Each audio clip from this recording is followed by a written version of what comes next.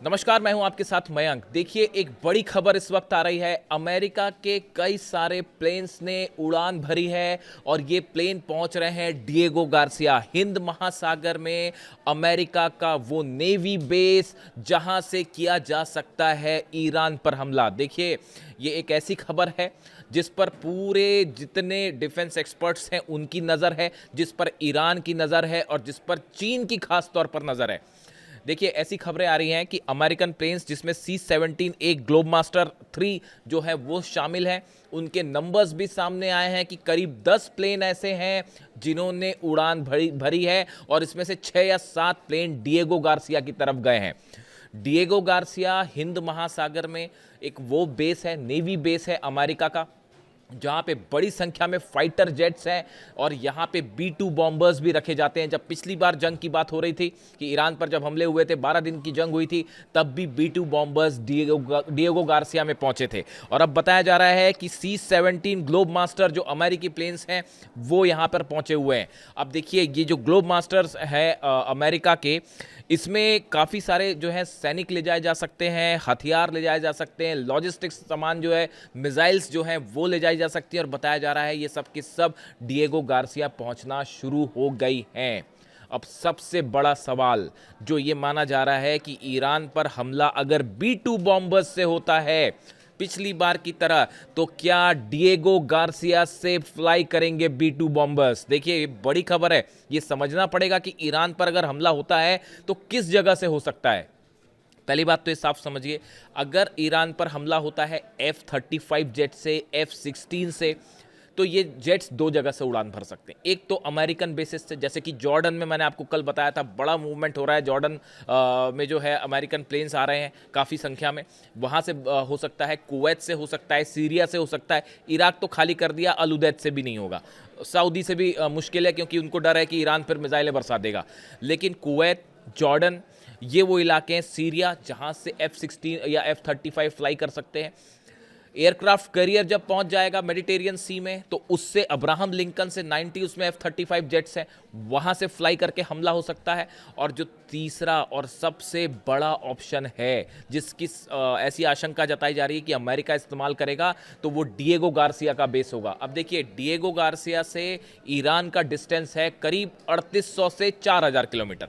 यानी आप अगर डिस्टेंस माने ईरान से डिएगो गार्सिया का, तो वो करीब 4000 किलोमीटर है। जो B-2 बॉम्बर्स हैं ये फ्लाई करते हैं करीब 1000 किलोमीटर प्रति घंटा की रफ्तार से। यानी अगर डिएगो गार्सिया से B-2 बॉम्बर्स फ्लाई करते हैं तो उन्हें ईरान जाने में करीब 2.5 से 3 घंटा लगेगा, करीब 2.5 से 3 घंटा लगेगा। अब ये वो टाइम है जिसके बीच में ईरान को अपनी रक्षा का इंतज़ाम करना पड़ेगा।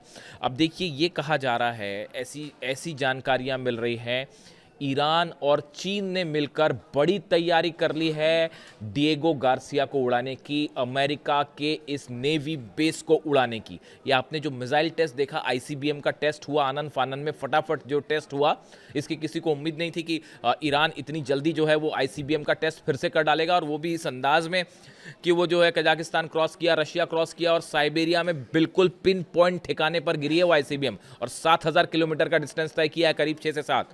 कितना डिस्टेंस तय किया है? 6 से 7000 किलोमीटर का। ईरान से डिएगो गार्सिया का डिस्टेंस कितना है?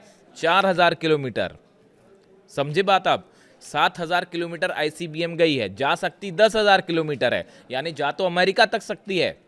अगर तेहरान से छोड़ दिया ICBM तो चली तो अमेरिका तक चली जाएगी वो। लेकिन इस बार जो टेस्ट हुआ वो 7000 किलोमीटर का हुआ। डिएगो गार्सिया और ईरान की दूरी कितनी है? 4000 किलोमीटर है। अब ये सबकी नज़रें इस बात पर टिकी हुई है कि क्या B-2 बॉम्बर्स पहुंचते हैं डिएगो गार्सिया। देखिए, अगर B-2 बॉम्बर्स डिएगो गार्सिया पहुंचे तो आप मान लीजिए ये बात कंफर्म हो जाएगी कि अमेरिका ईरान पर हमला करेगा। ये इस बात को जितने बड़े एक्सपर्ट्स हैं, मैं जिनके टच में हूं, जो सुरक्षा विशेषज्ञ हैं, जो एयर स्पेस के जानकार हैं, एयरफोर्स के जानकार हैं, जो वॉर एक्सपर्ट्स हैं जिनसे मैं संपर्क में हूं, सबका ये कहना है, अधिकांश लोगों का ये कहना है कि अगर अमेरिका ने अपने B-2 bombers Diego Garcia base पर भेजे, आप ये मान लीजिएगा कि उसके फौरन बाद अटैक हो जाएगा। देखिए अभी तक नहीं आए हैं, अभी तक नहीं पहुंचे हैं, अभी सिर्फ सामान पहुंच रहा है, मिसाइल्स पहुंच रही हैं, बम्स पहुंच रहे हैं डिएगो गार्सिया में, जो शायद ईरान पर हमले के लिए इस्तेमाल हों। ये बात ईरान भी समझ रहा अच्छे से। ये जो मिसाइल टेस्ट हुआ, ये क्यों हुआ इतनी तेजी से?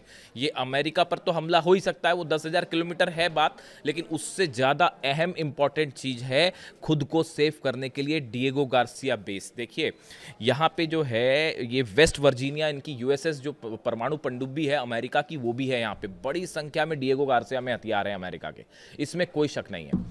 अब बताया ये जाता है चाइना ने और रशिया ने अपने पूरे सैटेलाइट्स जो हैं वो डिएगो गार्सिया पे भी नज़रें बनाए हुए हैं।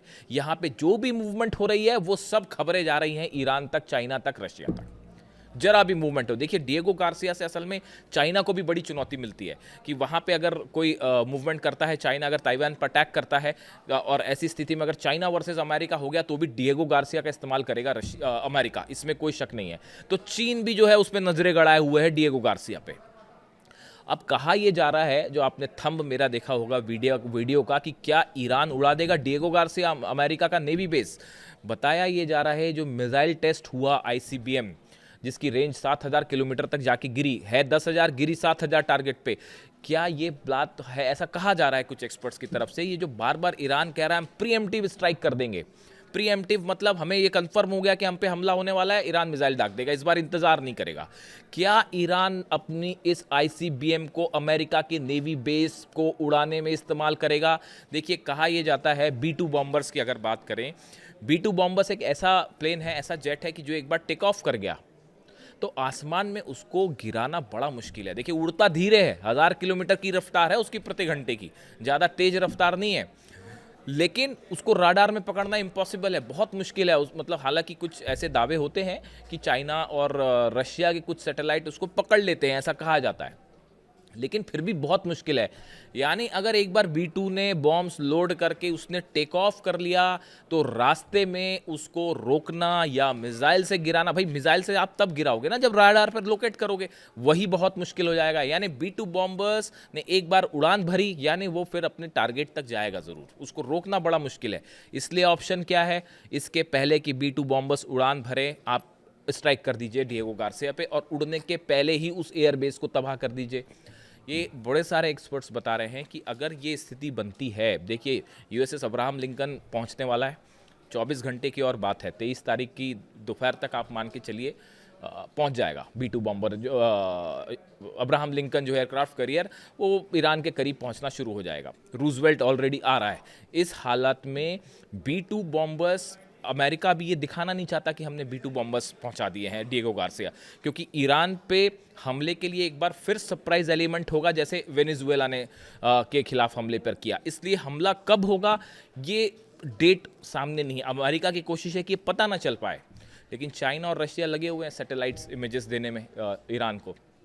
अब ये बताया जाता है कि ये ईरान की रणनीति, चाइना की रणनीति का बड़ा हिस्सा हो सकता है कि जैसे ही ये बात कंफर्म हो जाए कि भाई वहाँ मूवमेंट है, B-2 बॉम्बर्स आ गए हैं और किसी तरह का हमला हो सकता है, उसके पहले ही टेक ऑफ करें B-2 बॉम्बर्स। उसके पहले ही क्या ईरान अपनी नए ICBM से डिएगो गार्सिया को, अमेरिका की इस नेवी बेस को उड़ा देगा। ये सिर्फ एकमात्र तरीका होगा B-2 बॉम्बर्स का रोकने का, और ये बहुत बड़ा सेटबैक होगा अमेरिका के लिए। देखिए जो मिसाइल गिरी, अभी बताया जा रहा है जो टेस्ट हुआ ICBM का, उसने बड़ा एक्यूरेट डेड पॉइंट जो डिसाइडेड था उसको डिस्ट्रॉय किया, यानी बिल्कुल सटीकता के साथ गिरी है। ईरान की मिसाइल्स की खास बात यह है, आप देख लीजिए फतेह 2 हो, खुर्रमशहर हो, सेजिल हो, ये सब जितनी मिसाइल्स थी जो 12 दिन की जंग में इस्तेमाल हुई, ये सब के सब बड़े टारगेटेड निशाने पे गिरी हैं।